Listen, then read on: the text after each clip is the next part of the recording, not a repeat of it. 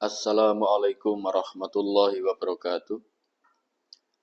Alhamdulillahi mil'al mizan wa muntahal ilm wa mablaghar ridha wa zinatal arsh.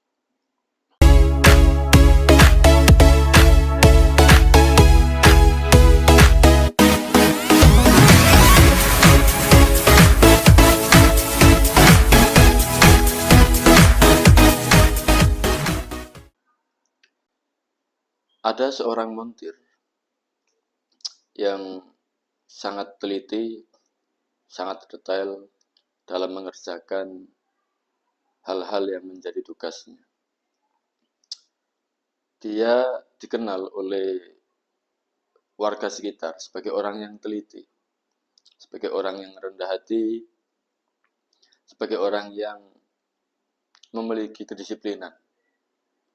Tidak hanya itu, montir ini memiliki dedikasi yang tinggi dalam pekerjaannya, meskipun dia pun harus menghidupi keluarganya yang tidak sedikit.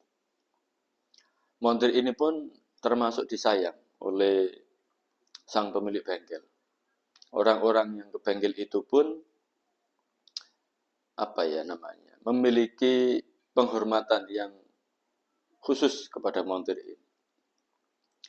Dia datang tepat waktu, kalau pulang biasanya dia justru paling lama, paling sore bahkan. Hal itu karena dia ingin pulang dalam keadaan semua pekerjaannya sudah selesai. Selain itu, beberapa pekerjaan tidak jarang pula dia bawa pulang untuk dikerjakan di rumah. Pokoknya orang ini memiliki dedikasi yang tinggi terhadap pekerjaannya. Di bengkel itu ada anak magang. Anak magang ini pun sering memperhatikan, sering menyaksikan apa yang dilakukan oleh sang montir ini. Tidak jarang pula anak magang ini mencatat apa yang dilakukan oleh sang montir. Beberapa kali juga terlihat anak magang ini merekam apa yang dilakukan oleh montir tersebut, tentu dengan niat untuk mendapatkan ilmu dan informasi yang lebih mendalam dari montir tersebut.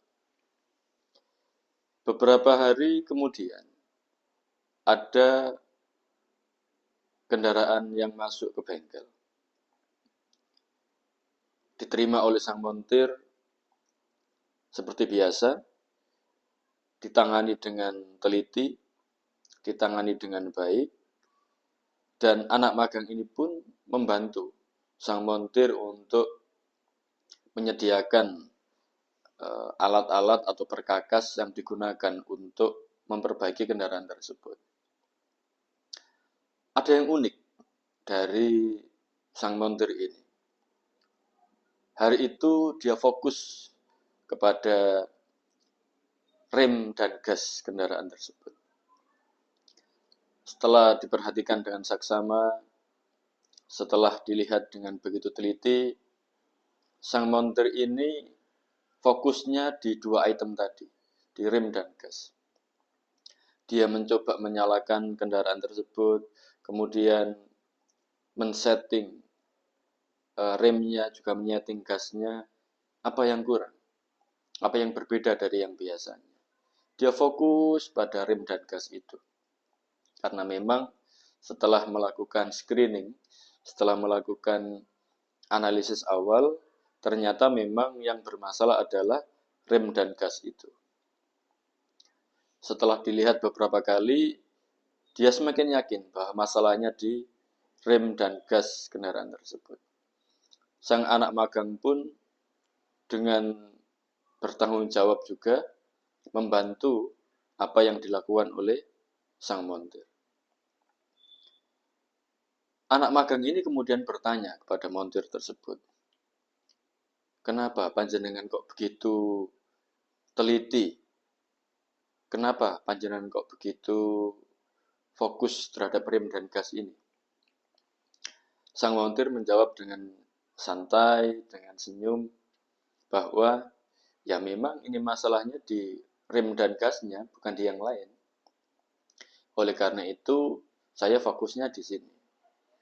Tentu kalau ada yang lain yang bermasalah, saya akan fokusnya di situ. Oh, kata anak magang. Kemudian mereka berdua duduk sambil menyeruput kopi yang ada di samping mereka. Jadi montir ini orangnya memang teliti, orangnya memang fokus, tapi juga tetap menghadapinya dengan tenang. Dia tidak sepaneng, dia rileks sekali orangnya. Sambil menyeruput kopi, sang montir ini mengatakan, kamu tahu nggak di antara hikmah dari rem dan gas itu? Anak magang ini agak kaget karena dia sambil nyeruput kopinya. Aduh, apa itu? Kok saya malah belum sampai ke sana, kata si anak magang. Kata sang montir mengatakan, di antara hikmah rem dan gas adalah bahwa hidup itu seumpama rem dan gas. Kalau kita terus menuruti keinginan kita, kalau kita terus mengikuti apa yang ada di pikiran kita tanpa ada remnya, tanpa ada kontrolnya, maka khawatirnya itu malah justru mengganggu diri kita atau bahkan merusak diri kita. Berpikir itu penting, tapi juga butuh istirahat pikiran kita. Keinginan itu penting, tapi kalau tidak direm, bisa bermasalah. Selain bisa mengganggu kita, menyakiti kita, juga bisa menyakiti orang lain, kata sang montir. Dia kemudian melanjutkan lagi. Sama halnya dengan gas. Ketika kita tidak punya semangat, kita tidak punya visi, kita tidak punya niat yang jelas, kita tidak punya niat yang fokus, maka hidup tidak berwarna.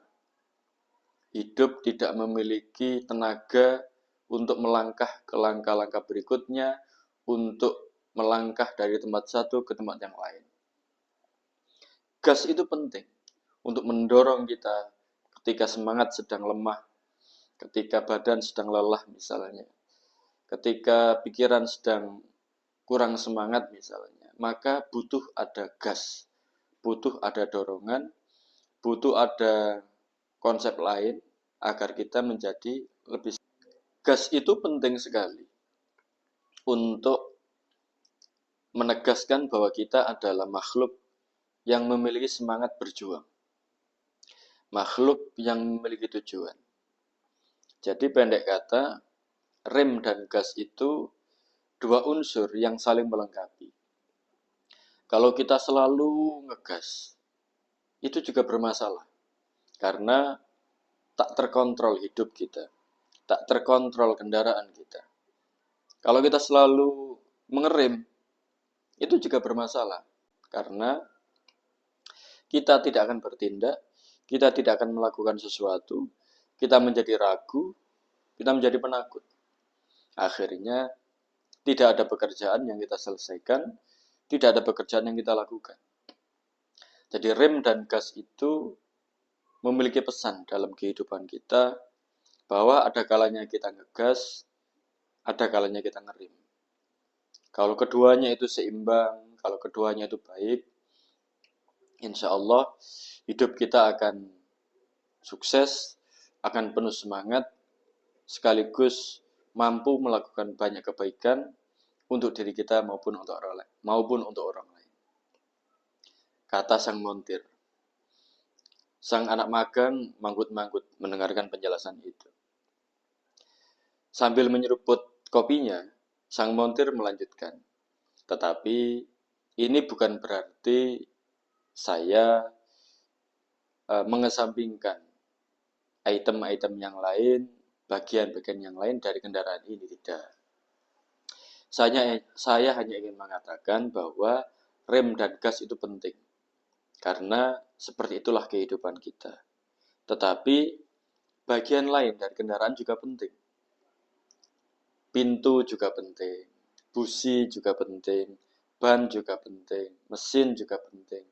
Semua hal pada kendaraan itu penting. Karena semua merupakan komponen yang saling membutuhkan sekaligus saling memperkuat satu sama lain.